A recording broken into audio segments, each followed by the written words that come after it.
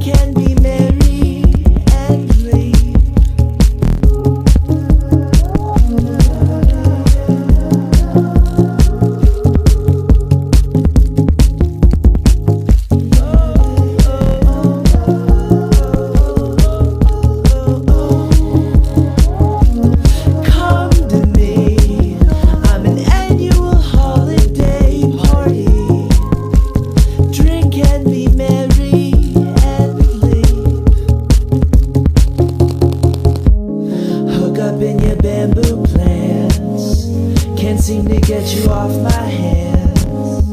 Forgot to thank you for your love, whatever your name was. I'll go pretend to have somewhere to be. I'm a vision on a well-lit bridge. Oh me, am I being disorderly?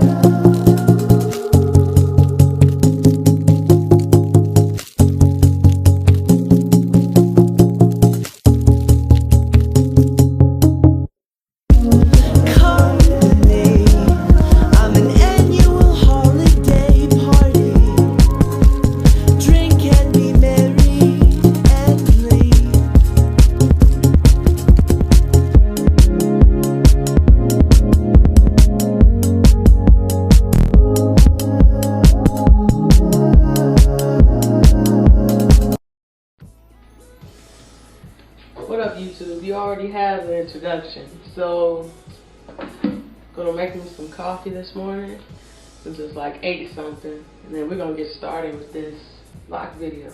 Out tonight, there's music and there's people and they're young and alive.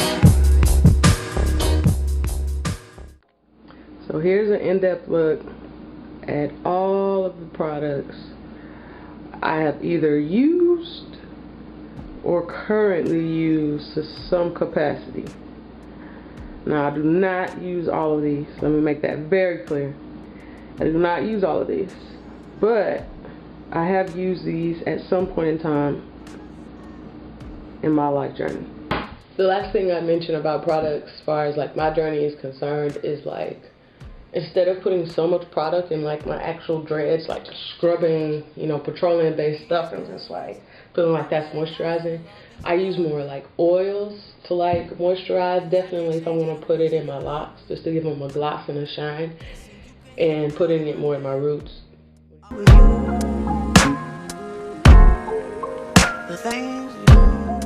So my inspiration for dreads comes from a lot of different things and people. And one being Bob Marley, of course. It's like the king of freeform dreading to me. Lettucey.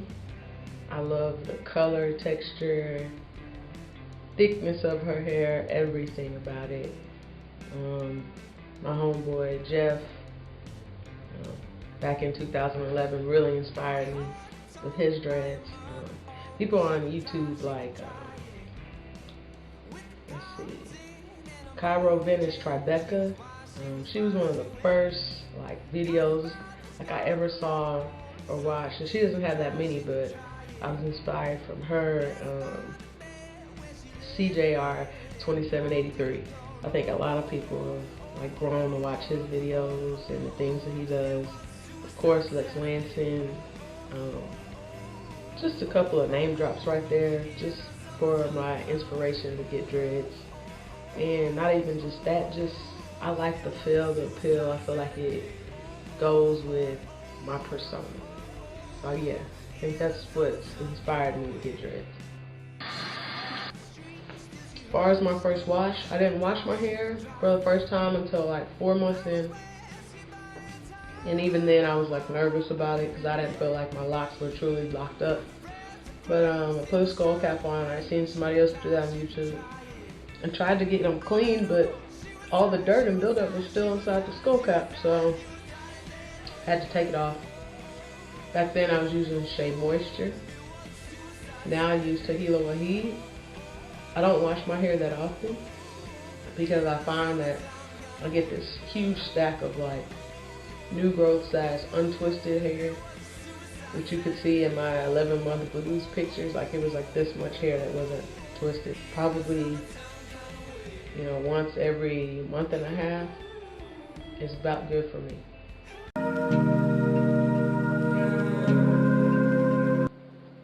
I've gotten the question before, and I've even been curious as to how many dreads do I have. My roommate was nice and she just counted, and I have 105 dreads, which I think I've heard between like 80 and about 100 is a good amount for them to, you know, actually have some like thickness to them.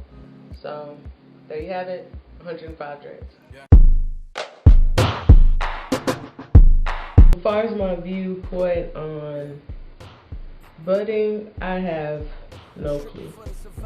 And the reason I say that is because I have parts of my hair, and I know the front, I've heard, takes longer than the back, but I have parts of my hair that are super skinny.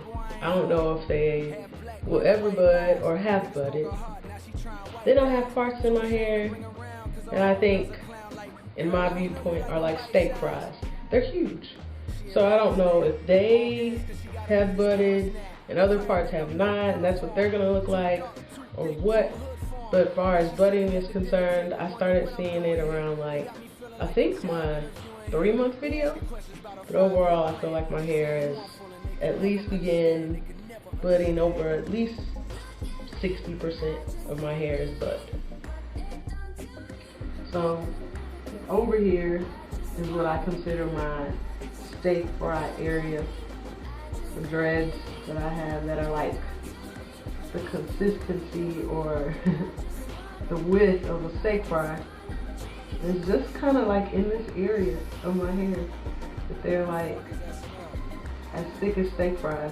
Like it never used to be like this, but now super thick dreads. Which I'm hoping more of my hair starts to look like this. But I'm loving the steak fries though. Loving it.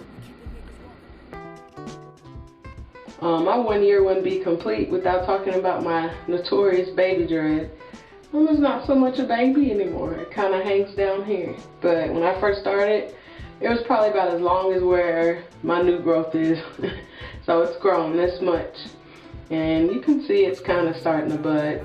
So yeah, here's my notorious baby dread.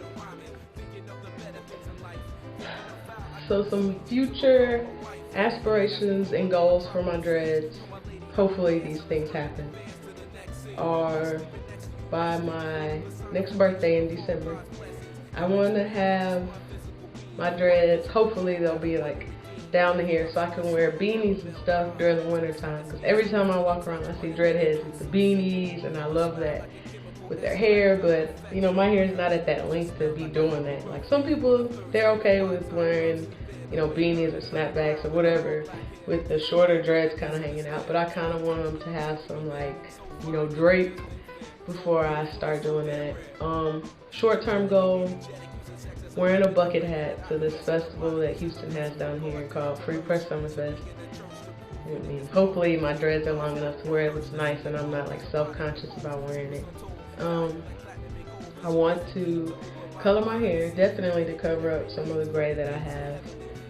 And I mean, that doesn't have to be this year, but in the near future I can see it happening.